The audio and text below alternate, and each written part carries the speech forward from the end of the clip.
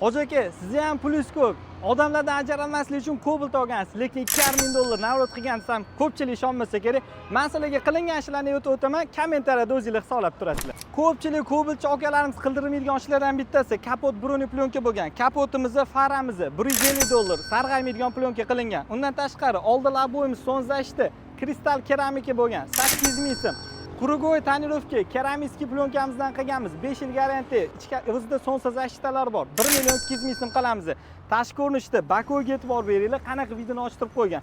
Bakoyimiz bilan stoykalarimizni qoraytirganmiz. 300 ming so'm. Undan tashqari eng qilingan ishlardan bittasi mashinaga archa balon bilan 17 diska taqilgan. Taxminiy xarajati 700 dollar. Mashinamiz undan tashqari full variantda shum izolyatsiya qilingan. Full variantda shum izolyatsiyani yaxshisi bilasizlar, 400 dollardan 500 dollargacha qilinadi. Endi salon ichida qilingan ishlarni sanaymiz. Tashqi ko'rinishda yana bitta ishimiz qolib ketdi. Polirovka qilingan, blesk beradigan etap bo'lingan, o'rtacha 80 dollardan 100 dollargacha qilinadi. Salonimizga to'xtaladigan bo'lsa, eng komfortli narsa qilingan. Birinchi bo'lib salonimizga kardinal polik qo'yilgan, o'rtacha 30-35 dollar atrofida. Chig'olimizga to'xtaladigan bo'lsa, chig'olimizning narxi 100 dollardan 150 dollargacha bo'ladi. Kruiz kontrollari, knopkalari, programmalari qilib yoqilingan. Bu xizmatimizda taxminan 700 ming so'mdan 1 million so'mgacha boradi. Undan tashqari monitorlarni qo'yganmiz.